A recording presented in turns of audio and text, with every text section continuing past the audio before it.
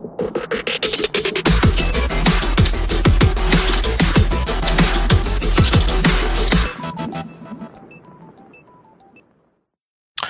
my friends. Asoka the Geek here, and for this video, I'm just going to talk about why I love Batman 1989 so much, and why it's still so important to me today. So this is going to be a long, rambling video about why I love Batman 89. So if you're into that type of thing, definitely watch along.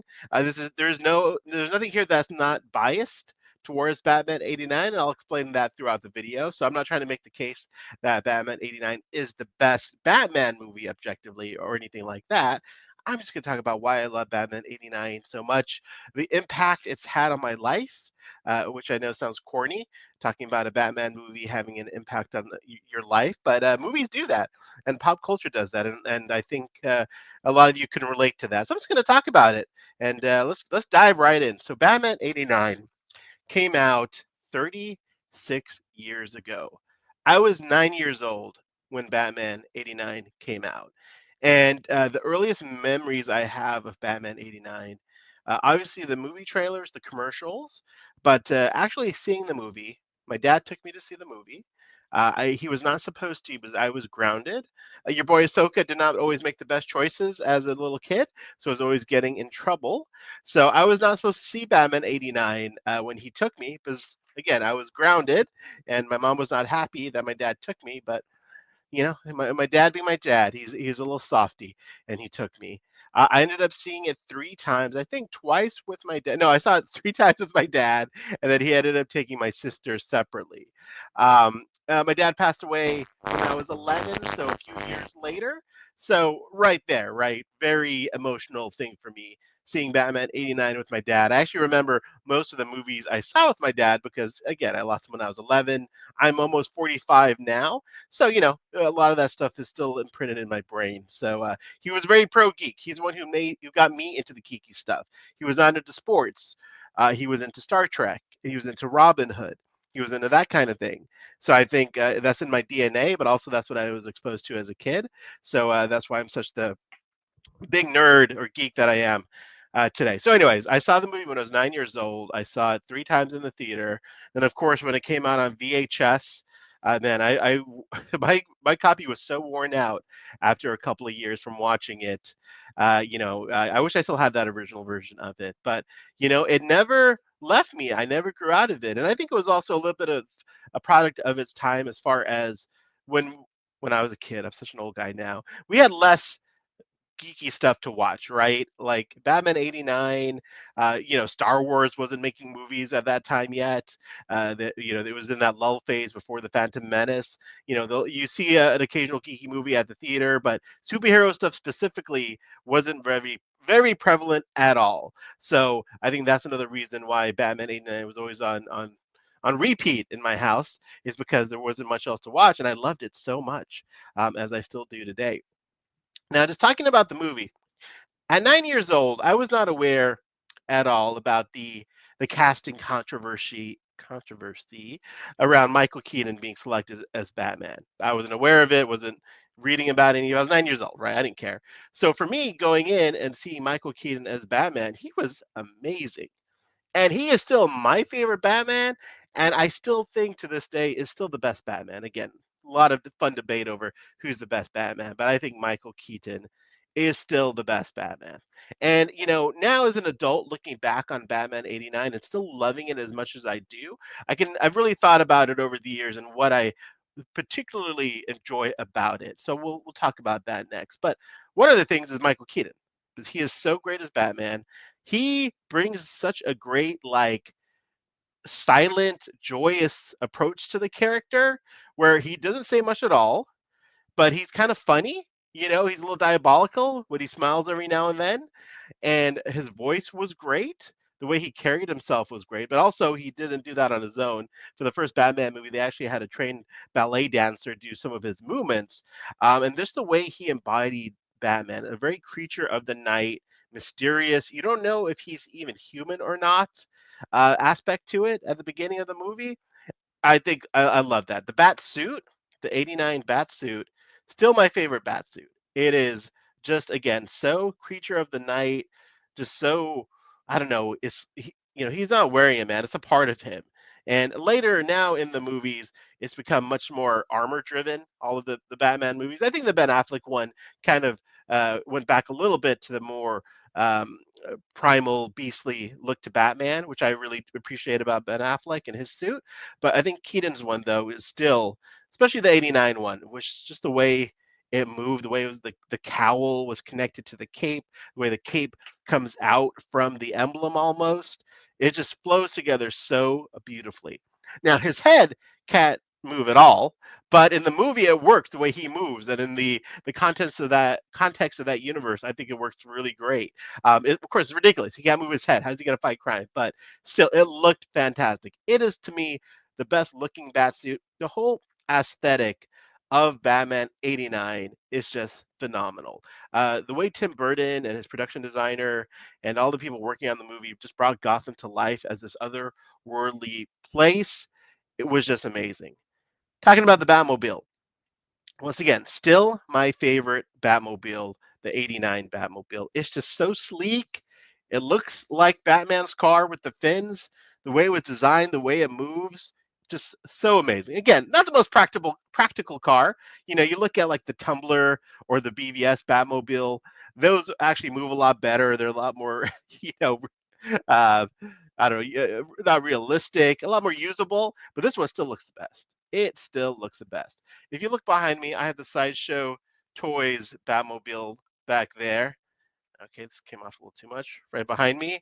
So that's how I just love that Batmobile so much. It is still the best Batmobile in my opinion. And all the Bat vehicles, the '89 Batwing as well was just so cool looking. It it didn't survive long in the movie, but man, the legacy of that '89 Batwing has really just continued. I'm going to share another tab here while I talk about it. Couldn't find the I should have had this prepared better, but yeah, still, it looks amazing.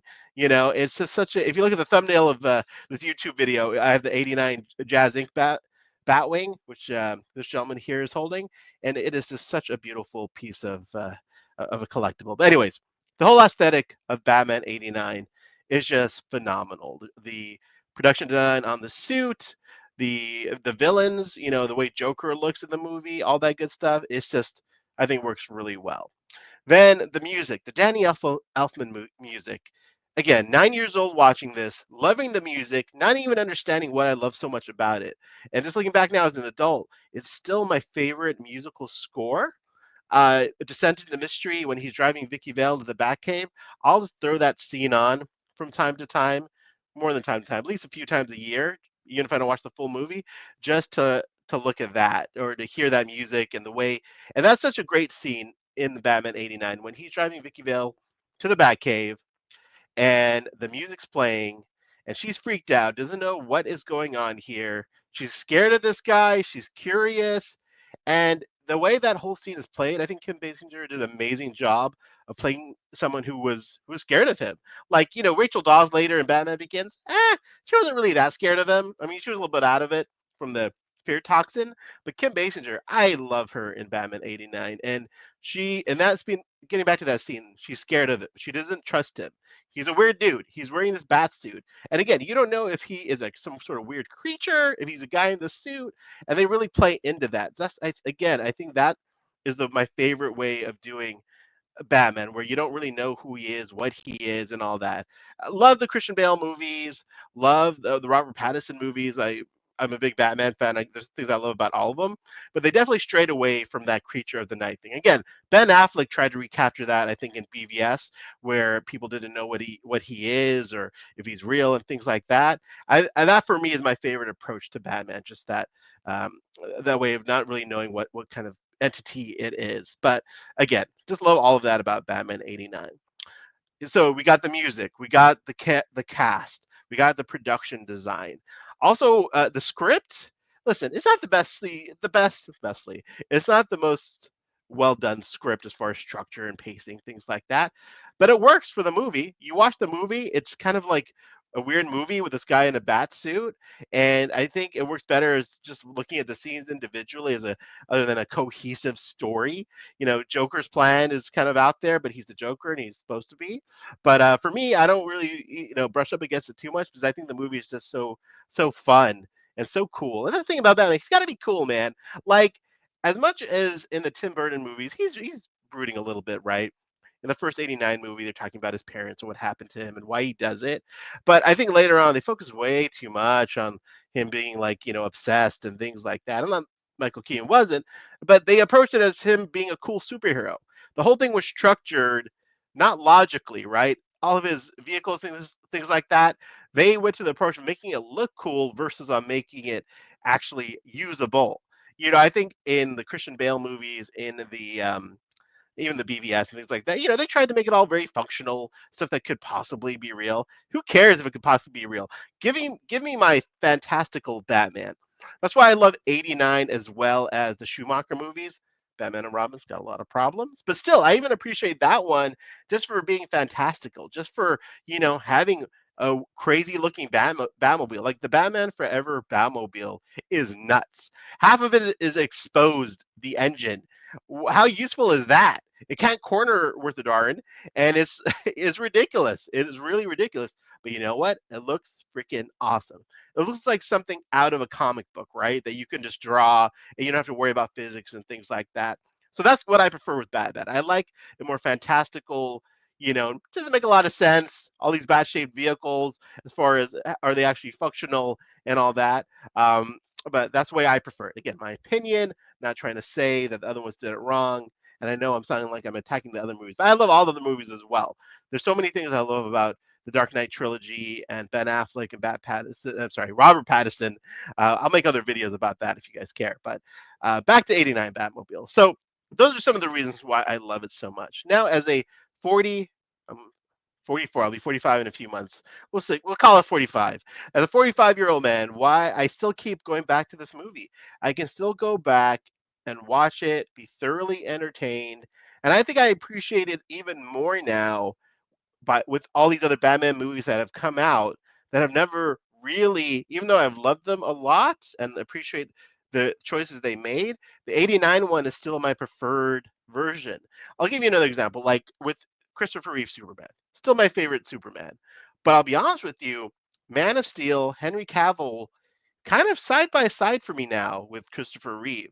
I love what Man of Steel so much. Don't love it as much as Superman 78 because again, that's another movie I watched as a kid, helped develop my whole love for movies, superheroes in general. And I love the way Christopher Reeve portrayed Superman. And it's so different from the way Henry Cavill portrayed Superman. But I feel like both of those incarnations really resonate with me. Whereas with Batman, 89 Keaton, it's like the Sean Connery of Batmans. Like, as much as I love Daniel Craig as James Bond, Sean Connery will always, for me, be the definitive James Bond. So far, there hasn't we'll see what happens in the next round of movies and whatnot. But maybe that's just the nostalgia of it, of watching it at such a young, impressionable age, that no matter what they do in the future, it's going to be hard to really top how I feel about Keaton. I think also just my love for Michael Keaton as an actor and as a person over the years has just kept growing. He seems like a very nice guy. You always hear good stories about him from other actors and things like that. He loves his he I know he left after Batman Returns, but he likes being Batman, right? Like in interviews and on late night talk shows, he talks about it. He loves saying that he is Batman, and you gotta love that. And then when he came back in The Flash, I like The Flash quite a bit. I love the movie, but I love Michael Keaton.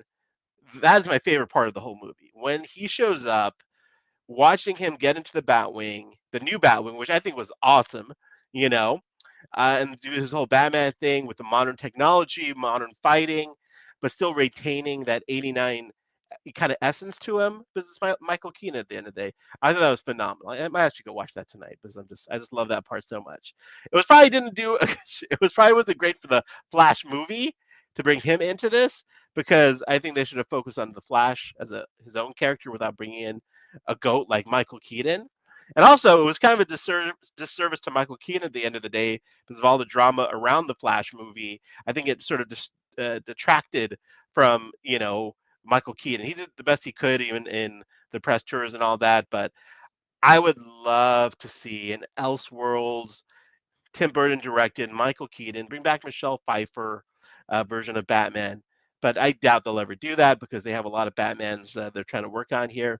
But I'm glad that we got Batman Part 3, sort of, with Michael Keaton in The Flash. Would have been better if it was his own movies, but I'm just so grateful that in my lifetime I got to see my favorite Batman back in the bat suit, and not just for some random cameo where he's just standing around. We got to see him in action. We got to see him in the suit.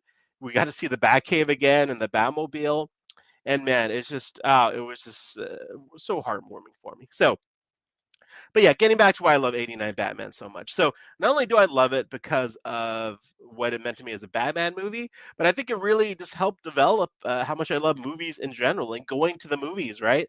Because Superman 78, I wasn't born yet, so I saw that on TV. Batman 89, though, that was the first movie I saw 3 times in the theater. That's probably my earliest memory of seeing a movie in the theater. And after that, man, I love going to the movies. I love going to the movies today. And I think that just helped really develop my love for movies and for all the other things I mentioned, like great music, great soundtracks in a movie. The Danny Elfman score, still the best Batman theme. Hans Zimmer is great. Michael Giacchino in the Pattinson movie, I think, was fantastic as well. But again, for the way these all fit together was so perfect. It was weird when they tried to put in the Danny Elfman theme in the Joss Whedon Justice League. It didn't work. It didn't work with Ben Affleck. Same thing when they tried to use the Christopher Reeve theme with Henry Cavill for that few moments in the movie. It didn't work really. I don't know. Because I think they each have their own great scores. Like Henry Cavill's Man of Steel score is so fantastic. Anyways, getting back to Batman 89, the score, the movie, the tone of it. Also, one thing I forgot to mention, the toys, the toys of it all. I think this also helped just fuel my Batman 89 addiction. You guys remember the Toy Biz line, of course, from around 89, 90 when this was released. I collected all of these. My mom and dad bought me the Batcave, all the figures for Christmas. Then, of course, the Kenner stuff. That helped me become an action figure collector, which I still do to this day. So not only did 89 Batman just, help me formulate my love of movies and superheroes, but also of collecting action figures, because this is the first line I remember collecting, like the Toy Biz line, and then the Dark Knight collection from Kenner, and then all the subsequent lines that came after that. It's all a direct relation to Batman 89. So a lot of things tied up in that as well. Yeah, so it's a mix, right? It's a mix of objectively loving Batman 89 for all the things I mentioned, but also seeing it as a 9-year-old with my dad and, really just being ingrained in my mind. I kind of I'm always curious to talk to people who watch 89 Batman being older and watching it now with a modern lens on what they think about it. It's kind of like when I tried to watch The Goonies a few years ago. I never saw The Goonies when I was a kid. So I tried to watch The Goonies a few years ago and I couldn't get into it. I appreciated it for what it is, and it looked like a really fun movie. But man, some of my friends who grew up on The Goonies, watched it as a kid, they love it so much. But trying to watch it as an adult where I'm at today, I just couldn't connect with it like they did. So always curious to see what the up and coming generation thinks about this movie.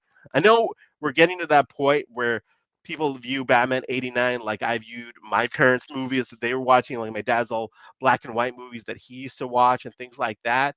Breaks my heart because I think Batman 89 is so awesome. Um, but I know it's probably going to be viewed differently by today's standards. But also the last thing I'll say about it is just the Batmania that fed into all this of the time. The way they promoted it, the tie-ins with McDonald's, the clothing, everyone was wearing a bat emblem T-shirt, and also the way that fed into the 90s when they recast Batman. For a while, Batman was like the James Bond of my generation, where they had a different actor playing him for different sets of movies, and it was great. Like when Michael Keaton left Batman Returns, Batman Forever, I love Val Kilmer. I love Batman Forever, and then even George Clooney. The movie didn't work out very well, but I was excited to see him in Batman and Robin. And then now, we watch Christian Bale and Robert Pattinson and Ben Affleck, and then whoever they're going to get for the DCU version of Batman, if they go through with that, we'll see where that goes. But there you go, guys. Man, I talked for 20 minutes about this, so this is probably a good place to stop. I hope you enjoyed this. Hope you could relate to some of this. Let me know how you guys feel about Batman 89 in the comments below. As always, be kind in the comments, guys. This is just a video I made about why I like something, not looking to hear any sort of listen, if you don't like Batman 89, that's fine, but try to keep it positive in the comments or move along. That's my advice. But thanks so much for watching. Hope you guys enjoyed this and have a great day.